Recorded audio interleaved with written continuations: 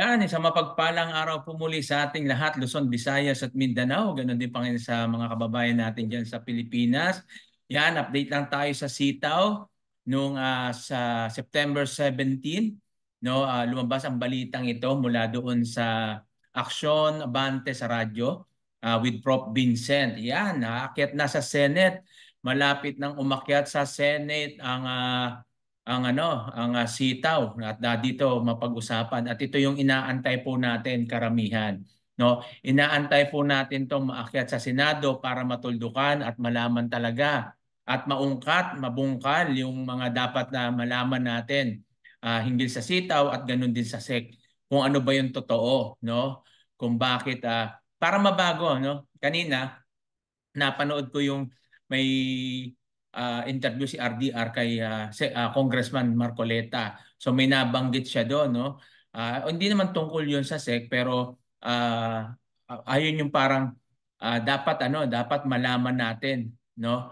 Na kung saan bakit nag-i-issue ng nag-i-issue ang government ng lisensya nang hindi muna, no, chine-check yung company. Hindi muna hinihingi yung mga information kung anong meron sa company, anong business meron dito, no, basta i-issue na lang nila ito. Then after that, pag may nagreklamo saka gagawin. So parang doon kay Congressman Marcoleta sinasabi niya dapat yung prevention. Dapat sa una pa lang maging tama na para wala nang maging problema sa huli. So although ito ay pinag-uusapan nila about dun sa Meralco, no, na kung saan may mga batas, no, na sinasabi doon na dapat sa una pa lang gawin na maipatupad na agad kung ano yung batas para nang sa ganun pagdating sa huli wala nang maging problema kasi sumunod doon talaga sa batas. Halimbawa, sa pagkukuha ng lisensya, ano bang dapat? Kailangan sa pagkuha ng lisensya, sino ba dapat kumuha? 'Di ba? Ano bang business model meron diyan? Ano bang negosyo meron 'yan? 'Di ba? Kasi hindi ito isang ngayon lang nangyayari. Maraming company, no, na kung saan kumukuha ng lisensya na tapos biglang magi-invite sila ng ganito, maniniwala maraming tao, pati mga OFW kasi nga meron silang lisensya ng SEC. 'Di ba? Tapos kalaunan sasabihin ng SEC review kasi revoke yung kaya this is order kasi lumabag sa batas. Kaya lumabag sa batas dahil hindi nga na bago issuean ng check bago issuean ng license ay hindi nga na-check, 'di ba? Yun lang yun eh. Hindi na-check ng tama kaya na-issuean ng license. Pero kung na-check yan ng tama, hindi ma-issuean ng license, walang mangyayaring ganito, walang mai-scam, walang maloloko, 'di ba? Kaya yun po. At maganda na rin diyan para mismo yung sinasabing anti-scam advocate na yan ay mapatawag din. Kaya maganda yan mapunta sa Senado para kung sino yung mga nagreklamo diyan na anti-advocate, lumabas din yung mga yan, makita natin kung ano yung reklamo nila at tingnan natin kasi may kaso rin yan eh. Pwede silang kasuhan pag mali sila ng sumbong at wala silang patunayan. Kaya ganon yung ginagawa. So dapat makarating yan. Yon, may lumapit na kay Senator Bato de la Rosa, kay Senator Go, no? Yan, tingnan na lang po natin. At ngayon pakikinggan po natin ito. No, pakikinggan natin itong pahayag ni Prof. Vincent mula doon sa update niya sa Aksyon Abante sa radyo. At tinutulungan tayo ng mga media sa mga ganito, no? At yan, lalabas at lalabas yung gusto natin malaman dito. Antay-antay lang po kasi ngayon talagang nahati sa dalawa yung ating mga seller dahil may mga naniniwala pa, may mga nagpapasulsol, 'di ba? So, basta tayuan lang natin kung anong tingin nyo. Ako, ngayon na sabi ko, tinatayuan ko na hindi ako magdidemanda, antayin ko hanggat yun nga may contact pa naman kay Dilan, sila Ma'am Irene, sila Ma'am Divine, kay Prof naman, sila naman ay doon ata sa magdidemanda. So, ah ayun po ay decision po nila Prof. So igagalang ko po 'yon, gagalang natin kasi pera po nila 'yan. So tayo sa mga magdidemanda naman, igagalang naman nila tayo na hindi tayo magdidemanda, magantay tayo kasi pera naman natin 'to. So mamimili lang po tayo at kailangan may stand ka, 'di ba? Huwag lang tayo pabago-bago ng isip, no? At ngayon, pag halimbawa, wala talagang asahan sa sitaw, doon pa lang tayo susunod doon sa plan B natin, kung ano yung dapat gawin, okay? At ang maganda dito, magkaisa talaga, no? At sa susunod, pakikita rin natin na kung saan humingi naman din ng pasensya si Prof doon kay Ma'am Divine at doon kay Ana sa mga na-post niya ata, no? Meron lang hindi sila pagkakaintindihan, pero nakakatuwa kasi si Prof no nagpakababa, ano, humingi ng tawad publicly kasi doon yan, live yun eh. No? Kaya sana Ma'am Dimay, narinig niyo yun, Ma'am Ana, no? Kung sino yung Ana tinutukoy ni Prof, na sana nadinig po ninyo yun. At yun, mag-message kayo sa isa't isa, tapos mag-plan ano yung dapat gawin. So, ayan na po, nandiyan na po yan. So, magplano na lang, magkaisa na lang, magkapatawaran o kaya magtiwala sa bawat isa para na sa ganon magkaisa yung mga seller na hangarin ni Prof na maibalik lang din yung pera ng mga seller. Hangarin nila Ma'am Divine ay mabalik din yung pera ng mga seller. So iisa lang yung layunin. So dapat magkaisa. Magkaiba lang tayo ng pamamaraan ng gusto nating gawin, di ba? Pero dapat isa naman yung layunin natin, magkaisa na lang po tayo. Yan sa mga sellers naman na laging sumusubaybay at updated, no? Lagi lang po kayong umabang sa YouTube ko. So subscribe po kayo, then like and share nyo na rin para sa ganun updated po kayo. Although syempre yung iba hindi nila napapanood yung kay Prof o kung kay Ma'am Divine, kung may mga YouTube man sila. So at least dito, no, napapakinggan po natin. At ito naman ay base doon sa kinukuha na nating information, no, Action Abante Radio, no, pakikinggan po natin ngayon. At syempre, magbibigay na lang tayo ng mga ilang comment diyan para sa ganun mas maintindihan po natin. So diyan lang, stay tuned lang po kayo at ito po at i-share ko na po yung ating video yung sa Action Abante sa Dan, Robert Dan at Dolan Castro. Action Abante. Ayan. Partner, mga kapanayam natin, si Professor Vincent Bongolan. Partner, pumunta siya kahapon. Ayan, maganda development. Tingnan natin ano yung update kay Professor Vincent. Senate, pinuntahan na ha. Ito na hinihintay ng ating mga seller. Sa dropshipping company. Dahil nga ayaw magpakita nitong ayaw humarap ha. Ayaw humarap ng mga taga-dropshipping company. Baka mamaya magalit na Senado yan. Professor Vincent, magandang Professor Vincent Bongolan, ang ating isa sa mga seller, complainant. Good morning po, Sir Vincent. Kayo po ay live sa Action Abante. Dolan Castro and Robert Tan. Good morning po, sir. Good morning po, dear sellers ng New Sitaw Corporation. Ayan Professor Vincent, para sa unang katanungan, ito po, kamusta na po? Ang balita po namin ay nagtungo kayo sa Senado kahapon at ano po ang nangyari dito sa development sa inyong paglapit sa ating mga senador? Yeah, actually po, gaya nga po ng sinasabi ko pa ever since na meron na pong 2 senador ang gumawa po ng endorsement para pakinggan sa Senado yung idinudulog nating problema dito nga po sa sitaw. So kanina lang po, September 17 around 6 a.m. in the morning ay nakatanggap tayo ng message na baka daw possible na this end of September ay magkaroon na po ng hearing tungkol sa sitaw. Galing kanino po yan? Yun po. Galing po sa opisina po ni Senator Bato de la Rosa. Yun. So, bali po si Senator Bato de la Rosa po yung unang nag-endorse ng problema ng mga sellers. Sunundan po ito ni Senator Coco Pimentel. And kanina lamang po, yun nga po, from his office ay na-endorse na raw po at baka daw mag-umpisa na po yung hearing this coming before end of September. And ito po ay isinabmit po nila sa ang magdidinig po ng issue. Anong ay committee? Sa ano po? Committee on Trade, Commerce, and Entrepreneurship. Maganda yan. Led by Senator Alan Peter Ayun, Cayetano. Ayan, maganda. At least malinawan natin ha kung ano dapat gawin dito sa inyong kaso. At least mga senador natin makikialam na dyan. Ay malamang yan, wala silang ligtas dyan. Pag sila ay pinatawag, kailangan nila magsiharap dyan. sumagot ng tama at ayon sa batas. Ha? Ayan, magandang update yan, Professor. No? Professor, kailan So, yan po, no, yung update po ni Prof na kung saan dalawang Senado na po yung gumawa ng endorsement na pakikinggan yung reklamo ng mga seller, no, ng sitaw. At yan po ay haharap doon sa committee po ni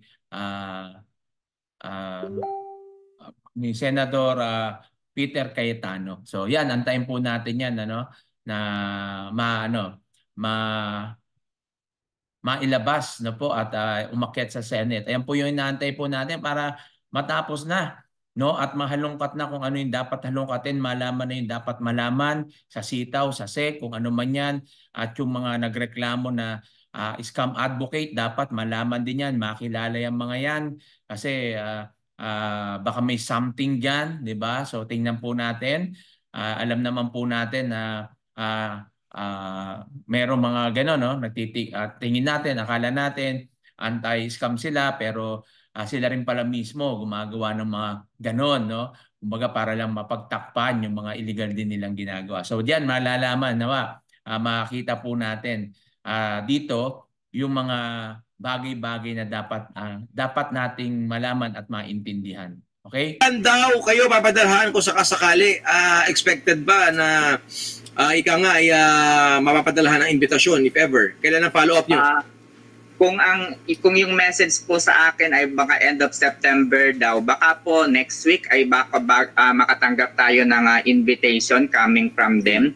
So anyway, lahat po ng senador na pinuntahan ko kahapon ay sinamantala ko yung opportunity kasi meron po akong appointment lang kay Senator Bato de la Rosa. Kaya lang nandun na po ako sa opisina, ay nagdala na rin po kasi ako ng endorsement letter. Para po kung sakali makapasok ako doon, baka pwede na akong sumingit-singit doon sa ibang opisina ng mga senador. So yun nga po, binigyan naman nila ako ng opportunity na puntahan lahat po ng opisina ng mga senador. So nakapagpadala po ako ng iba pang mga letter mula po sa Senate President, Senator Chis Escudero. Doon po ako unang nagpunta. Lahat po ng senador ay pinadala. Inikot yan. Pagka naman wala kang bukasin dyan sa lahat ng senador na ikutan na ni Prof. Vincent, ay ewan ko na lang. Talaga naman At kami naman sa Action Abante, Prof. Vincent, at sa ating mga senador, asahan po ninyo na kami naman ay tututok din sa magiging investigasyon ng Senado. So yan po, asahan po natin by next week, no, na sinasabi ni Prof. So ang date po niya na pagpunta ni Prof ay September 17. So ngayon po ay September 20 na.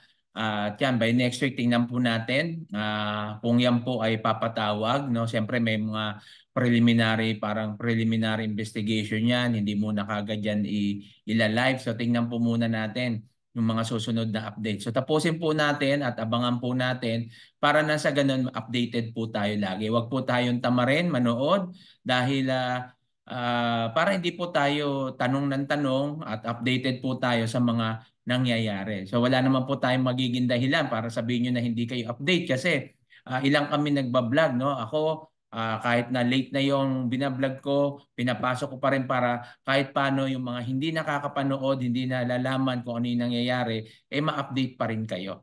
Okay? So yan, abangan nyo lang yung kay Prof. Vincent, yung YouTube ko, no? Tingnan po natin. At dito naman, binabalanse naman po natin, no? Yung sa sitaw at sa SEC, at doon din sa panig ng dalawang mga seller kung saan yung katayuan nila o saan yung stand nila. So naniniwala naman tayo na iisa lang yung ating mga layunin na maibalik yung ating pera. So ngayon tapusin po natin to.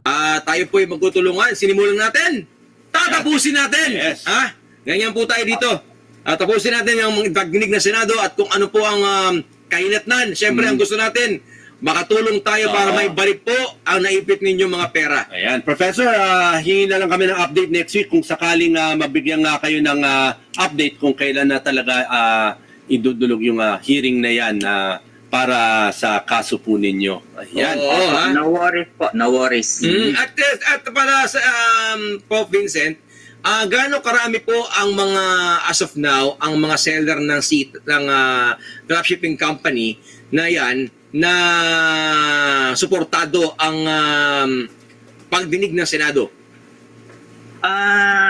Kasi lang po sa assessment ko po, no, dumarami po kasi ng dumarami yung mga sumusuporta po doon sa ginagawa po natin. Hindi ko lang madagdagan pa yung previous survey ko kasi prior po doon sa nahack po yung Google accounts ko, hindi na po nadagdagan yung mga sumasagot doon sa mga tao po na sumusuporta po sa akin. But nasa 4,700 po yun last time. 4,700. Ayun. Ang sumusuporta para sa Senado, Senate hearing. Ang tanong ko naman, gaano karami ang sellers na naapektuhan ng ipit ang pera?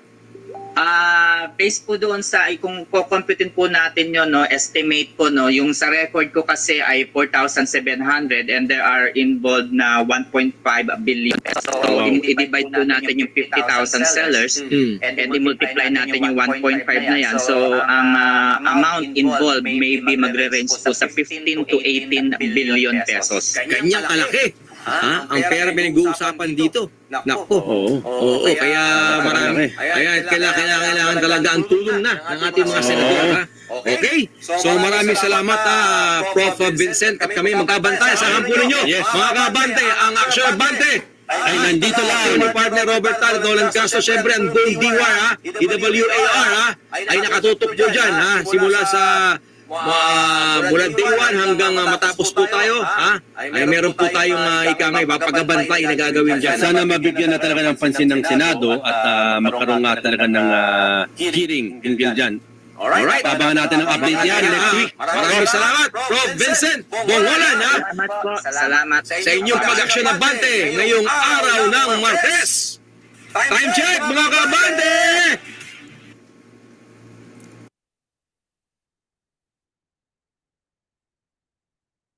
Okay, yan po, no? Diyan po nagtapos yung interview kay Prof. Vincent at next week tingnan po natin yung magiging update, no?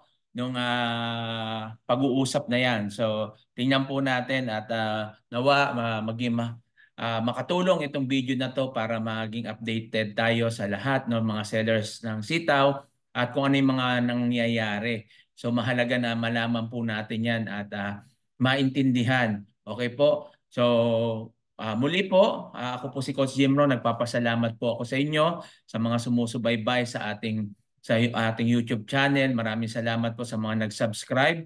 Malaking tulong po ito para nang sa ganun may pagpatuloy po natin yung ating mga ginagawa, no? Dito po sa YouTube natin, yan, bukod sa update sa sitaw, siyempre magtuturo po rin tayo dito ng iba't ibang klaseng negosyo. Meron din po kasi tayong ginawa na TJ Community Business Group na kung saan ang layunin ng grupo po natin ay matulungan yung mga kapwa nating OFW, mga kababayan natin sa Pilipinas na makakita ng negosyo na totoo at hindi na malolokong muli. So yan po yung ating ginagawa at papasalamat po ako sa Diyos dahil may mga negosyo na po tayong nakita, yung mga franchising, co-ownership na kung saan ay yan, may mga nag-invest na po dyan at yung iba nagsisimula na rin pong kumita. So may mga halo-halo po yan, may mga online, pero syempre bago po natin yan na pine-present, may nag-invite po tayo ng